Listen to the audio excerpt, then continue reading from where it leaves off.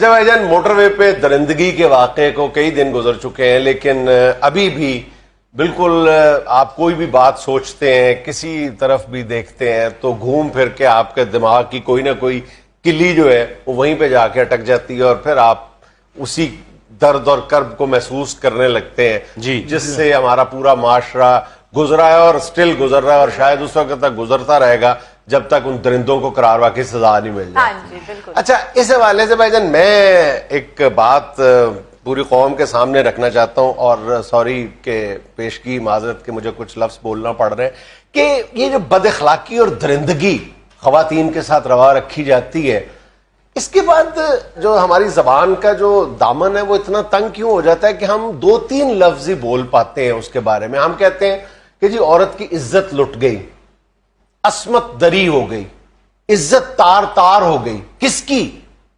عورت کی، جس کے ساتھ ظلم ہوا ہے عزت اس کی خراب ہو گئی۔ عزت تو اس کی لٹ گئی جس درندے نے درندگی کی ہے، عزت تو اس کی خراب ہونی چاہیے، عصمت دری تو اس کی ہونی چاہیے نا۔ لیکن دیگر زبانوں میں تو ایسا نہیں ہے، دیگر زبانوں میں ایسا نہیں ہے۔ بہت اچھی بات، اب یہ کوئی نہ کوئی شاید ہماری معاشرتی بیک گراؤنڈ ایسی ہے جس کی وجہ سے ہم نے یہ لفظ کوائن کر لیے ہیں، عزت لٹنا، عزت تار تار ہو جانا، عصمت لٹ جانا۔ یار عزت اس کی لٹی بھائی، اس کو آپ نے، یعنی ایک تو اس کے ساتھ ظلم ہوا، ایک آپ اوپر سے ایک اور اس پہ ظلم یہ ڈھا رہے ہو کہ پوری زندگی کے لیے اس کو داغدار کر رہے ہو، یہ کہہ کے کہ تمہاری عزت لٹ گئی ہوئی ہے۔ عزت کو تمہاری نہیں لٹی، عزت اس درندے کی لٹی ہے۔ بہت اچھی بات ہے۔ جو پورا معاشرہ یا پورا ملک جو ہے، جو 22 کروڑ عوام اس وقت ڈسکس کر رہی ہے، وہ تو لان تان اسی کو کر رہی ہے جس نے یہ حرکت کی۔ عزت اس کی لٹی نا، خاتون کے ساتھ تو سارا ملک جڑ گیا ہے، سارے ملک نے ہمدردی کی، اور اس بے غیرت آدمی کو جو بھی تھے، جتنے بھی تھے، ان کو لان تان کر رہے ہیں۔ اس کا مطلب واقعی بڑا خوبصورت یہ آپ نے پوائنٹ اٹھایا ہے، ماشاءاللہ۔ دیکھو، بندہ سیانے بندے کے پاس بیٹھ کے سیکھتا رہتا ہے، تو یہ واقعی بڑی ہی اہم اور بڑی پیاری بات ہے، سیریسلی، کہ یہ عزت تو اس بے غیرت کی خراب ہو گئی ہے، اس کی عصمت دری ہوئی ہے۔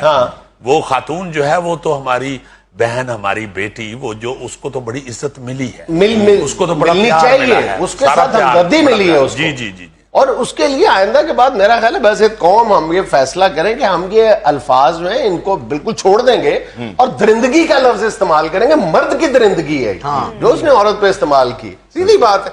اچھا، ایک اور بات میں کئی دن سے سوچ رہا تھا کہ آپ اس پورے واقعے کو دیکھیں کہ انشاءاللہ تعالیٰ اگلے چند گھنٹوں تک بھی ہو سکتا ہے، کسی وقت بھی ہے، یعنی سب کو ہمیں پتا ہے کہ ایک ملزم پکڑا گیا ہے، دوسرے ملزم کی گردن تک قانون نافذ کرنے والوں کے ہاتھ پہنچ چکے، کسی لمحے بھی پکڑا جا سکتا ہے، کب تک بھاگے گا؟ اچھا، اس میں ہمیں بنیادی طور پہ یہ اتنی جلدی جو یہ کام ہوا ہے یہ ہوا کس وجہ سے؟ یعنی 1-2 دن کے اندر ہی پتا چل گیا تھا کہ جناب علی وہ ایک ملزم کے ساتھ ڈی این اے میچ کر گیا، ملزم عابد علی کا ڈی این اے مل گیا تھا، اس کی وجہ سے ہی ایک ملزم گرفتار ہوا اور دیگر اس کا پورا، ورنہ پولیس کا ابتدائی خیال یہ تھا کہ جس جگہ یہ افسوسناک واقعہ پیش آیا ہے اس کے ارد گرد جو گاؤں ہیں انہی پر ہی پولیس کی تفتیش جو ہے وہ مرکوز تھی کہ جناب ان میں سے کوئی ہوگا اور ان میں سے کسی نے نکل کے واردات کی ہوگی، لیکن ایسا نہیں تھا۔ اس کا مطلب ہے اچانک ایک معجزہ رونما ہوا کہ وہاں سے ملنے والے جو ڈی این اے تھا، جو بلڈ تھا، وہاں سے پتا چلا کہ جناب، اور بالکل تکا میں اس لیے کہہ رہا ہوں لگا قانون نافذ کرنے والے اداروں کا بھی، کہ ایک ملزم کا جب دیکھا، ریکارڈ دیکھا، تو ریکارڈ میں ایک ملزم کا ٹیسٹ نکل آیا، اوئے یہ تو وہ ہے، اس ملزم کو تو پہلے بھی سزا ہو چکی ہے، اور جناب علی وہاں سے پھر چل سو چلیے تفتیش آگے بڑھتی چلی۔ تو اگر میری عرض یہ ہے کہ اگر ہم اس ڈیٹا بیس کو، D N A database کو بڑھاتے چلے جائیں، آہستہ آہستہ ہی صحیح بڑھاتے چلے جائیں اور پورے ملک میں پھیلا دیں، جیسے شناختی کارڈ ہر بندے کا ہے، اس کے اوپر آپ بلڈ گروپ، ڈی این اے آپ کا جو ہے وہ، اس کا رزلٹ وہ اگر نادرا والوں کے پاس فیڈ ہو جائے تو وہ تو پھر سکنٹوں کا کام رہ جائے گا نا جی۔ اچھا، ایک اور بڑی عجیب سی بات ہے، یہ جو ہے نا جی، دیکھیں پریشر اتنا پڑ جاتا ہے پولیس پہ بھی اور باقی ساری ایجنسیوں پہ بھی کہ غلط قدم بھی اٹھا دیتے ہیں گھبرا کے کہ بھائی لوگ بڑے سخت परेशान कर रहे हैं हुक्मरानों को। हुक्मरान चूंकि सियासतदान होते हैं, वो प्रेशर लेते हैं कि कौम हमारे साथ मुतनफर हो रही है, वो प्रेशर डालते हैं एजेंसियों पे, महकमों पे, और महकमे बेचारे घबरा के गलत कदम भी उठा सकते हैं। मुझे बड़ी अच्छी तरह याद है कि एक दफा जो थे उमर विरक, बड़े मारूफ जो अपना है पुलिस अफसर है, इन्होंने इसी तरह एक बंदे का डीएनए करवाया। उन्होंने कहा जी कि यही है। उन्होंने कहा किस तरह का? 80% मिल गया है। उन्होंने कहा यार 80% क्या होता है? उनको किसी और बंदे पे भी शक था, उमर विरक को किसी और बंदे पे भी शक था। उसको जब वो पकड़ा गया जिस पे शक था, तो उसका कहते नहीं इसका 100% है, और मुलजम वही था। अगर कोई ज्यादा प्रेशर ले जाते उमर विरक, तो वो पहला बंदा 80% वाला फाइल लग गया होता। अच्छा, इसमें सबसे बड़ा एडवांटेज देखो ना, कितना बड़ा, जैसे तुम वाकया सुना रहे हो, ये कितना बड़ा एडवांटेज मिल गया साइंस की मदद से पुलिस अफसर को। तो अगर पूरे मुल्क का ही डेटाबेस मौजूद हो, डीएनए डेटाबेस मौजूद हो, तो कोई भी वारदात जो हो वो तो चंद घंटों की बात है। आपने सिर्फ ट्रेस कर रहे हैं, आपने कंप्यूटर में डालना है कि ये मिला। अच्छा, डीएनए टेस्ट होता क्या है, ये भी थोड़ा सा समझने की जरूरत है कि डीएनए है क्या चीज। डीएनए विरासती मादे के उसके ब्लूप्रिंट को कहते हैं, जो हर इंसान का मुख्तलिफ होता है। दो इंसानों का मैच नहीं कर सकता। दुनिया के दो इंसानों की शक्ल तो मिल सकती है, डीएनए नहीं मिल सकता। तो जहां पर भी इंसान जाता है, अपना कोई ना कोई जो है ना, वो डीएनए के ट्रेसेस जो है वो छोड़ के आता है। उसके पसीने में, उसकी स्किन पे, उसके कपड़ों पे, उसके खून में, उसके थूक में, हर जगह पे वो डीएनए मौजूद रहता है। और जो मुजरिम जाता है तो कहीं ना कहीं पे वो डीएनए अपना छोड़ आता है। वहां से डीएनए कलेक्ट करना कोई इतनी बड़ी साइंस नहीं है। ये पुलिस ऑफिसर्स जो हैं हमारे, इतने कैपेबल हैं कि वहां, अच्छा, उन्होंने वहां से ले जाके आके उन्होंने फीड करना, पता कर चल जाएगा। जब पूरे मुल्क की आबादी का डीएनए होगा तो जो वहां पे बंदे पहुंचे होंगे उन सब का आ जाएगा। अगर वहां पर नहीं है, किसी और जगह से जो लिंक्ड कोई जगह है, वहां पे कौन गया, कब गया, पूरा। अच्छा, अब बात यह है कि पूरे मुल्क का डेटाबेस, डीएनए डेटाबेस बनाना जो है वो बहुत मुश्किल है। नामुमकिन नहीं है, लेकिन बहुत मुश्किल है। लेकिन दुनिया के कुछ मुल्कों ने अपना पूरा, ये जो पूरी आबादी का डेटाबेस है वो बना लिया है। अच्छा। इनमें एक कतर शामिल है और एक आइसलैंड है। लेकिन इन मुल्कों के पास पैसा भी है और इनकी आबादी भी कम है। लेकिन दूसरे बहुत सारे मुल्क जो है, जिनमें कई यूरोपीय मुल्क हैं, कनाडा है, ऑस्ट्रेलिया है, अमेरिका है, ये लोग भी अल्टीमेटली इस मंजिल की जानिब गामजन है कि हमारी पूरी आबादी का जो डाटा है, डीएनए डेटाबेस है, वो हमारे पास होना चाहिए।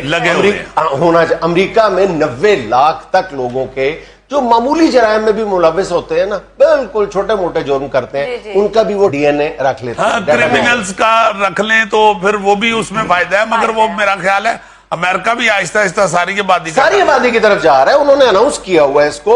अच्छा, फिर होता यह है कि अमेरिका की मैं तुम्हें अगर मिसाल दूं कि उन 90 लाख जो लोग हैं, उनमें से सिर्फ 5% लोग ऐसे हैं जिन्होंने अपने जुर्म का इर्तिकाब दोबारा किया है, जुर्म का इयादा किया है। सिर्फ 5%, क्योंकि उनको पता था कि मेरा जो डीएनए सैंपल है वो सरकार के पास, कानून नाफिज करने वाले इदारों के पास मौजूद है, और मैं तो जहां जाऊंगा यूं पकड़ा जाऊंगा।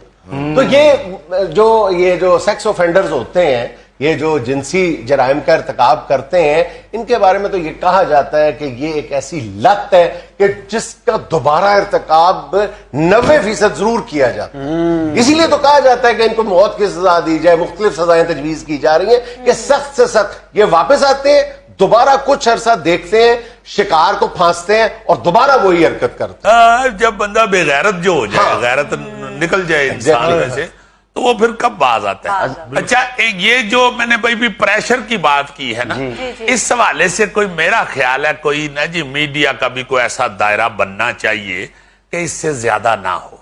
वो मेरा ख्याल है कि प्रेशर में आके ना जी बहुत कुछ, अब देखिए गलतियां तो पुलिस से होती हैं, और जब प्रेशर में आते हैं, इंसान है ना वो भी, प्रेशर में आके बहुत बड़ी गलतियां भी हो जाती हैं। ऐसी ऐसी हंसी वाली गलतियां हुई हैं कि अमान से अभी भी सोच के बंदे का हादसा निकल जाता है। कि चौधरी सज्जाद होते थे पाक जुनैद SSP, वो इसी तरह को मुजरम थे। उन्होंने ना जी उनको पुलिस मुकाबले में मारना चाहा, अच्छा, फायर करने चाहे, वो ले गए उनको एक जगह पे, मुलजमों को। वो फिर ये पुलिस वाले कहते हैं कि दौड़ जाओ भाई, वो दौड़ते हैं, पीछे से फायरिंग कर देते हैं। चौधरी सज्जाद साहब ने कहा वो मुलजमों को दौड़ जाओ भाई, वो दौड़ गए, وہ دوڑ گئے, وہ بیچارے دی گولی نہیں چلی, وہ دوڑ گئے. تو میرا مطلب ہے ابھی تو یہ عزیزی ساری غلطی ہوئی ہے ان سے, یہ عابد ملک کی تصویر دکھا دی وہ بھاگ گیا. ہاں پہلے دکھا دی, وہ کہیں چھپ چھپ گیا ہے. وہ پولیس کہہ بھی رہی ہے کہ یہ جو زیادہ تشہیر ہوئی ہے اس کی وجہ سے کام ہمارا جو ہے وہ لمبا پڑ گیا ہے. اچھا اس کے بعد ایک اور معاملہ بھی ہے یار, جیسے مختلف سیگمنٹس پہ مختلف قسم کے پریشرز ہیں نا, تو حکومتوں پہ یا سیاستدانوں پہ بھی ایک پریشر آ جاتا ہے, اس میں وہ بھی بڑی بڑی عجیب و غریب باتیں کرنا شروع کر دیتے ہیں. جیسے مطلب عوام ہے, حکومت ہے, دونوں کے ٹیمپرامنٹس میں فرق ہونا چاہیے. ظاہر ہے کہ اس وقت آپ پبلک سروے کر کے دیکھ لو تو لوگوں کو اگر آپ سخت سے سخت سزا بھی ان درندوں کے لیے تجویز کریں نا آپ, تو لوگ کہیں گے بالکل یہی ملنی چاہیے. مطلب لوگ سوشل میڈیا پہ یہ کہہ رہے ہیں کہ ان کی لاشیں اتنے دن تک چوراہوں پہ لٹکائے رکھیں, ان کو کوے اور چیلیں کھائیں, یہ کھائیں, وہ سب کچھ ٹھیک ہے. عوام کا مشتعل ہونا اور ہمارے جذبات کا اس انداز میں ٹرانسفارم ہونا یکدم, اور مطلب 90% سے زیادہ لوگ جو ہیں ان مطالبات کی حمایت کرتے ہوئے نظر آتے ہیں. لیکن کرنا تو وہی پڑے گا جو قانون کے دائرے کے اندر ہے. اگر سزائے موت ہے تو سزائے موت سے بڑھ کے آپ نہیں دے سکتے. اگر سر عام سزائے موت کا قانون موجود ہے, صرف اسی صورت میں آپ سر عام سزائے موت دے سکتے ہیں, ادروائز آپ یہ کام کر ہی نہیں سکتے. لیکن چونکہ پریشر چاروں طرف سے اتنا بڑھ جاتا ہے کہ پھر آپ کو یا تو آپ فوری طور پہ قانون سازی کریں, اگر قانون سازی آپ نہیں کرتے تو پھر آپ ماورائے عدالت آپ کوئی اقدام کرتے ہیں, وہ عدالت نے بھی منع کر دیا ہے. جی اس لیے میرا خیال ہے کہ سارے پاکستان کو فوری طور پہ انویسٹیگیشن افسر نہیں بن جانا چاہیے. یہ جن کا کام ہے انہی کو کرنے دینا چاہیے. بالکل. ناظرین یہاں میں لینا ایک چھوٹا سا وقفہ, ہمارے ساتھ رہیے گا.